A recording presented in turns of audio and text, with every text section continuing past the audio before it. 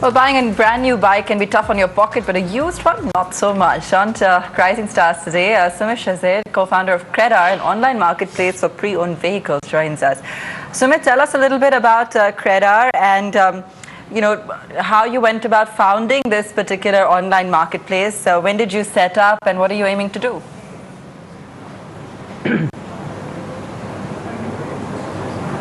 Yeah, so CredR is the India's most trusted and credible marketplace for buying and selling of used two-wheelers. The idea have been born out of our personal experience. So 2 years back, when we got graduated from IIT Bombay, we thought of buying a bike. And we thought of buying a bike, a second-hand one would be the smart choice because it will be more cost-effective for us.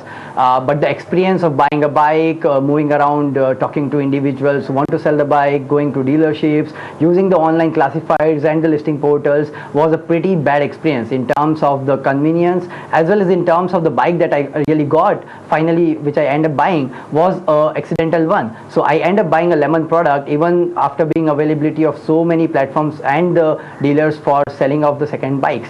This particular experience actually evoked us, can we bring more trust, transparency and convenience in the used market, which is immensely big and has a huge potential in the Indian context. That's where the journey started off, and from the start of CredR we focused upon three major things that we really want to focus upon: the quality of product, we want to provide transparency to the seller and the buyer so that they make sure that they are doing a fair transaction, and bringing convenience in the whole system. So I don't put up enough or a lot of effort when I'm like in a habit of using Ola, Uber, Flipkart, Amazon, Snapdeal, of getting a product in a single tap. Do I need to input so many calls and efforts to buy a second one? So we want to give an experience of buying a first hand in a second hand one with a similar kind of services to each and every customer of India.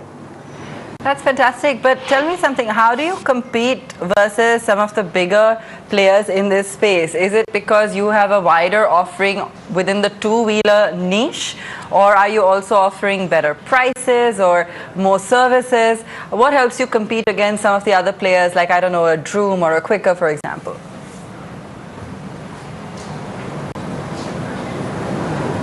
Correct. So yeah, I believe our vertical focus and our core focus on the key offerings that as a customer I would look forward to when I'm buying a product worth 30,000 or 40,000.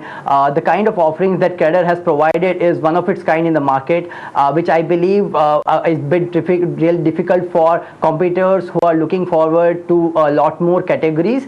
Also, I believe the deliverables that we have put forward till now has brought up a huge customer referrals for us. So to share in statistics, more than 44% of our sales comes through the references. So which believe that people are considering us that credible companion in helping them buying a bike, which has kept us ahead of any other competition, I suppose. So, given the revenue model that you're looking at, Sumit, by when do you see yourself becoming profitable, or at least operationally profitable?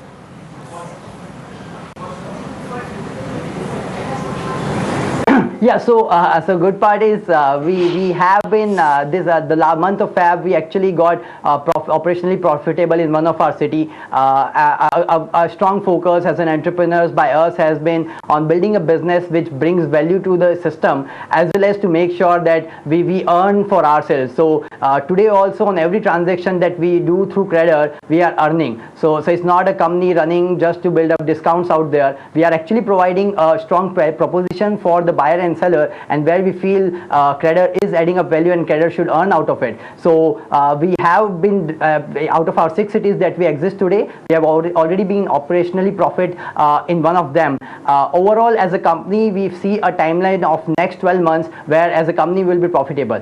Yes. Fantastic. And I see you already have some funding. Are you looking at more, or are you well funded for now?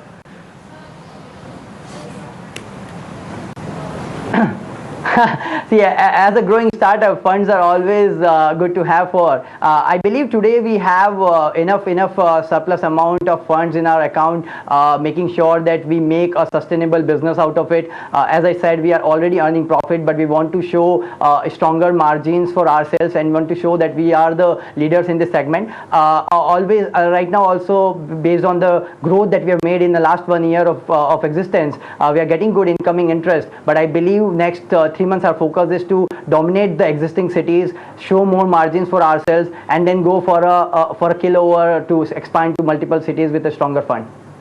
Sounds fantastic, Sumit, especially given that investors of the industry does seem to be shifting more towards vertical or specialized players as well, and you seem to have carved quite a niche for yourself. But tell us a little bit more about your own experience as an entrepreneur, some of the challenges that you have overcome or continue to face.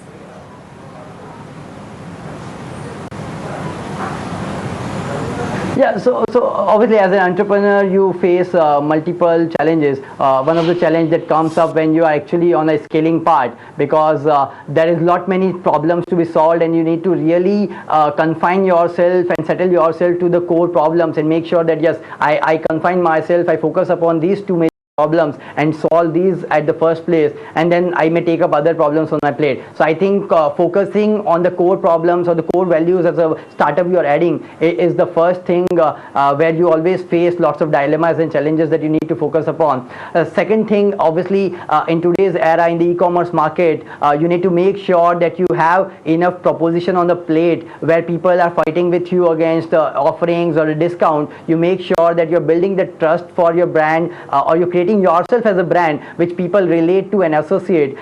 So problem like taking care of how you should build your brand. Is it a company who builds by giving discounts, or it's a company who builds by giving real out offerings? And it might slow up your growth for some time, but I believe these are another set of problem that you have to take decisions as an entrepreneur.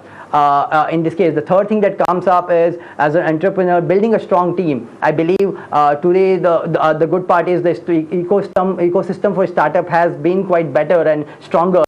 People are ready to join and work with us, but getting good team to when you are actually scaling your businesses, challenging yourself to earn profit out of it, is what is a real keen challenge, because you need people who work with you for 24/7 on any holiday they want to work, they have to work for you. So getting a good team as an entrepreneur is a big challenge.